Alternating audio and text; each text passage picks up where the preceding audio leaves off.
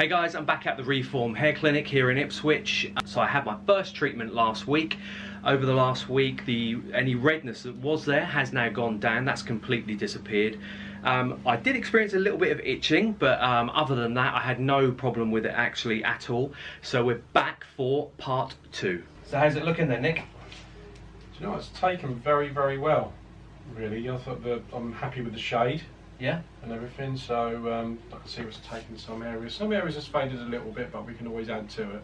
Yeah. So what we're going to do today is basically in between the areas which we've already placed the dots, we're going to sort of go to the parts in between. So we don't have to worry about the dots hitting each other, because even though now they'll just sort of, not like before where we would have, if we would have gone too close together, the dots would have migrated into one, because now what's happened, the ink has taken into the skin, and we're just going to sort of layer up the dots. I'm happy with the shade.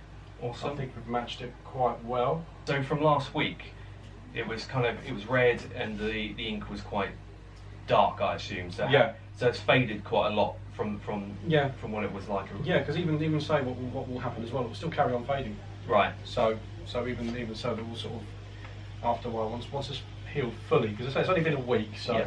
So we're sort of like, we'll see in the further sessions how that will take, even from the ones before and the after ones. I say, because it's always something, doing this softly approach, as we would do with all sorts of micropigmentation treatments and stuff. Yeah, that's cool. How have you felt with it anyways? Yeah, fine. When I left last week, obviously it was a little bit red, like you'd expect. Yeah, like any tattoo. Yeah, like any tattoo you have, it's a little bit red.